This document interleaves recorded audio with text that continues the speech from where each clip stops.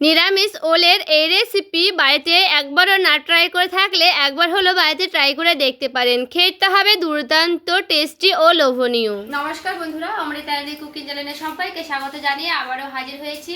তো যে সকল বন্ধুরা ইউটিউব চ্যানেল থেকে দেখছেন তারা প্লিজ চ্যানেলটাকে সাবস্ক্রাইব করে আমার পাশে থাকবেন, আর যারা ফেসবুক থেকে দেখছেন তারা পেজটাকে ফলো করে রাখবেন, আর স্কিপ না করে পুরো রেসিপিটি দেখবেন। আশা করছি খুবই ভালো লাগবে।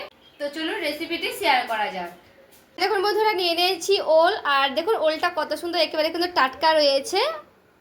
এরপর আমি ওলটাকে কেটে নেব।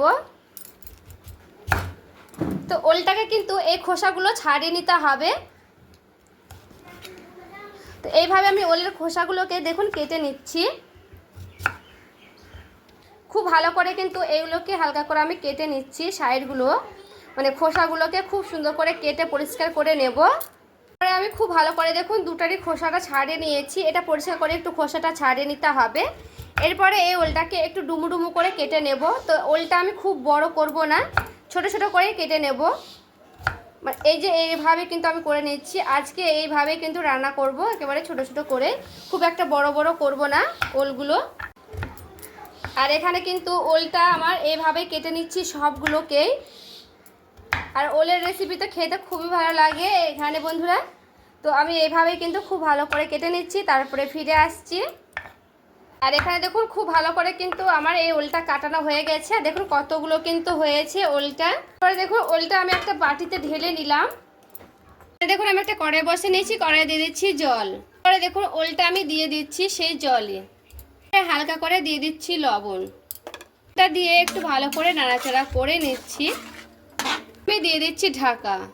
একটা মশলা রেডি করব, তার জন্য নিয়ে নিচ্ছি এখানে আমি সাদা সর্ষে, সামান্য করে নিয়ে নিচ্ছি পোস্ত, তারপরে সামান্য করে দিয়ে দিচ্ছি জিরে, একেবারে সামান্য করেই কিন্তু দিচ্ছি। কাঁচা পাকা দেখে দিয়ে দিচ্ছি লঙ্কা, 4টের মতো দিলাম। ঝালটা আমি আমার মতো করে নিয়ে নিয়েছি। এরপরে এগুলোকে আমি খুব ভালো করে শিলপাটায় বেটে নিচ্ছি। শিলপাটাতে বেটে নিয়ে চলে আসবো। আর এই যে দেখুন বন্ধুরা, খুব সুন্দর একটা মিহি পেস্ট করে নিয়ে চলে এসেছি। এটাকে আমি শিলপাটায় বেটেছি। শিলপাটে দেখবেন খুব সুন্দর করে কিন্তু মিহি করে বাটানো যায়। তো এই মশলাতে আমি দিয়ে দিচ্ছি অল্প পরিমাণে লবণ। লবণটা অল্প করেই দিচ্ছি, পরে লাগলে কিন্তু দিয়ে দেব। দিয়ে দিচ্ছি হলুদের গুঁড়া, সামান্য করে দেব। দিয়ে দিচ্ছি কাশ্মীরি লঙ্কার গুঁড়া। এরপরে একটু মশলাটাকে খুব ভালো করে দেখুন এভাবে আমি মাখিয়ে নিলাম। এখানে যদি নারকেল কুড়ানো থাকে তবুও কিন্তু দিতে পারবেন বন্ধুরা। এই মশলার সঙ্গে নারকেল কুড়ানোটা দিয়ে খেতে আরও বেশি কিন্তু টেস্টি হয়ে যাবে এই রেসিপিটা। তো দেখুন খুব সুন্দর করে কিন্তু আমার এখানে দেখুন মাখানো হয়ে গেছে মশলাটা। এটা আমি রেডি করে এখানে সাইডে সরিয়ে রেখে দেব। আমি ঢাকনাটা উঠিয়ে নিলাম। আর এখানে আমি দেখুন খুব ভালো করে কিন্তু সেদ্ধ করে নেব।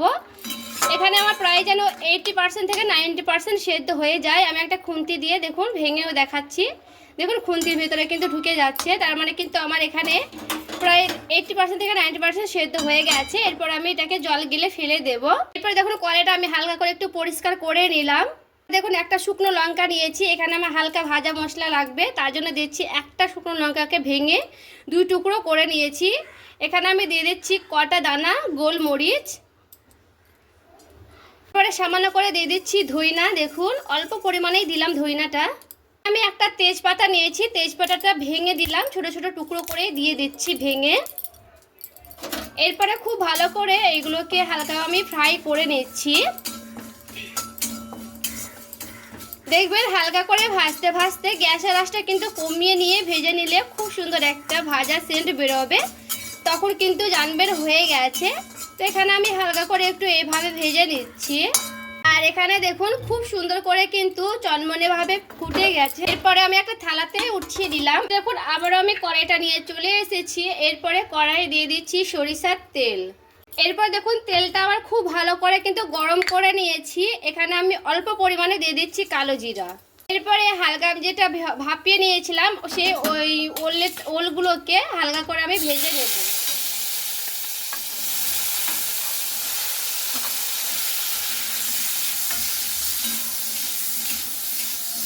আর এখানে দেখুন খুব ভালো করে কিন্তু এইভাবে ভেজে নিতে হবে। তো আমি একটু লালচে লালচে করে ভেজে নিচ্ছি। আর এখানে দেখুন এইভাবে কিন্তু আমি ভেজে নিয়েছি। এখানে কিন্তু আলু দিতে পারবেন চাইলে, তো আজকে আমি আলু দিয়ে রান্না করব না, এইভাবে আজকে রান্না করছি। এইভাবে একবার হলো ট্রাই করে দেখবেন। আর এখানে আমার কিন্তু খুব ভালো করে ভাজানো হয়ে গেছে। তো এগুলোকে আমি এবার নামিয়ে নিচ্ছি। দেখুন কড়াইটা আবারও নিয়ে চলে এসেছি। কড়াই দিয়ে দিচ্ছি আবারও সরিষার তেল, দিচ্ছি গোটা জিরে। এখানে আমি যে মশলাটা করে রেখেছিলাম এরপরে আমি দিয়ে দিচ্ছি, সামান্য করে দিয়ে দিচ্ছি জল গুলিয়ে। এরপরে খুব ভালো করে মশলাটা আমি এখানে কষে নিচ্ছি, যেহেতু এখানে সর্ষে দেওয়া আছে। আর এখানে দেখুন খুব ভালো করে মশলাটা আমার কষানো হয়ে গেছে। যেহেতু এখানে সর্ষে দেওয়া আছে, অত বেশি কিন্তু কষানো মানে লাগবে না। সর্ষে বেশি কষানো হতে কিন্তু তেতো হয়ে যায়। আর দেখুন হালকা এরকম শুকনো শুকনো করেছি, এরকম শুকনো শুকনো কিছু করলেই হয়ে যাবে। এরপরে আমি দিয়ে দিচ্ছি সে ওলগুলো, ভাজাগুলো। ওল ভাজাটা দিয়ে খুব ভালো করে এখানে আমি নাড়াচাড়া করে নিচ্ছি।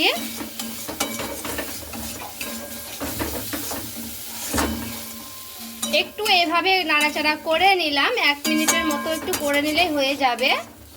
এরপরে দেখুন খুব ভালো করে আমার নাড়াচাড়া করানো হয়ে গেছে। এখানে আমি হালকা করে দিয়ে দিচ্ছি জল, সামান্য করে দেব জলটা।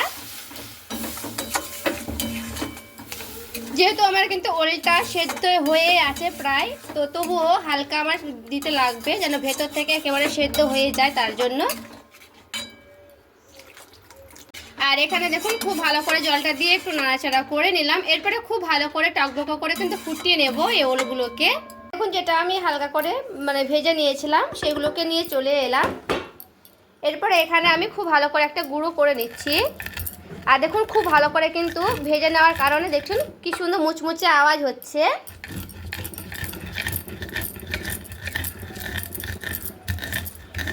আর তেজপাতাগুলো দেখুন অটোমেটিক কিন্তু এভাবে গুঁড়ো হয়ে গেল। এই যে দেখুন খুব সুন্দর কিন্তু গুঁড়ো হয়ে যাবে, যেহেতু আমি ভালো করে ভেজে নিয়েছি সে কারণে। এইভাবে কিন্তু গুঁড়ো করে হালকা করে আমি এইভাবে মানে নোড়াটা করে এইভাবে গুঁড়ো করে নিচ্ছি। আর দেখুন খুব ভালো করে কিন্তু এখানে আমার করানো হয়ে গেছে। তো এরকম আধা ভাঙা করে নিলে কিন্তু হয়ে যাবে। আর দেখুন খুব ভালো করে কিন্তু করানো হয়ে গেছে। আর এখানে দেখুন খুব ভালো করে আমি ফুটিয়ে নিয়েছি টকবক করে। আর দেখুন এইরকম কিন্তু হালকা মানে গ্রেভি থাকবে। আর এইগুলো শুকনো শুকনো হয়ে গেলে কিন্তু এরকম ঝোল থাকবে না, একেবারে শুকনো শুকনো হয়ে যাবে। যেহেতু এই ওলে কিন্তু অনেকটাই ঝোল টানে, তার জন্য। আর এইভাবে কিন্তু হালকা করে একটু ফুটিয়ে নেব। এখানে আমি যে ভাজাটা করে মানে ভাজাটা গুঁড়ো করে নিয়েছিলাম, এরপরে ওপর থেকে আমি ছিটিয়ে নিচ্ছি। তো সবগুলোই কিন্তু আমি দিয়ে দিচ্ছি এখানে।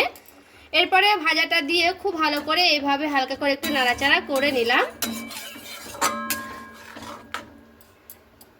সব শেষে দিয়ে দিচ্ছি চিনি অল্প পরিমাণে। চিনিটা দিয়ে হালকা করে এইভাবে আর একটু ফুটিয়ে নিলাম। এরপরে চিনিটা দিয়ে হালকা করে নাড়াচাড়া করে নিলাম। তো এখানে আমি আরও একটু ফুটিয়ে নেব। তো এখানে আমার পুরোপুরি রেডি হয়ে গেলে তারপরে কিন্তু নামিয়ে নিচ্ছি, তারপরে আমি দেখাচ্ছি। এই যে দেখুন বন্ধুরা রেডি করে নিয়ে চলে এসেছি। আর দেখতে দেখুন কতটা সুন্দর হয়েছে। ওলে এভাবে একবার হলো রান্না করে না খেয়ে থাকলে একবার এইভাবে রান্না করে দেখবেন। এই দিয়ে কিন্তু 1 থালা ভাত নিমেষে শেষ করে ফেলবেন। খেতে বন্ধুরা দুর্দান্ত হয়, খুবই সুন্দর কিন্তু পারফেক্টলি সেদ্ধ হয়েছে। আমি একটা ভেঙেও দেখাচ্ছি দেখুন। এই যে দেখুন বন্ধুরা আমি হাত দিয়ে চেপে নিচ্ছি, তাতে দেখুন কি সুন্দর একেবারে ভেঙে গেছে। এই যে দেখুন খুব সুন্দর কিন্তু সেদ্ধ হয়েছে। আর এইগুলো কিন্তু সেদ্ধ হয়ে গেলে তবে কিন্তু খেতে দারুণ লাগবে। আর এইভাবে একবার হলে ট্রাই করে দেখবেন। আর আজকের রেসিপি ভালো লেগে থাকলে প্লিজ একটি লাইক করবেন, চ্যানেলটাকে সাবস্ক্রাইব করে আমার পাশেই থাকবেন। তো দেখা হচ্ছে আরও একটি রেসিপির সঙ্গে। সবাই ভালো থাকবেন, সুস্থ থাকবেন।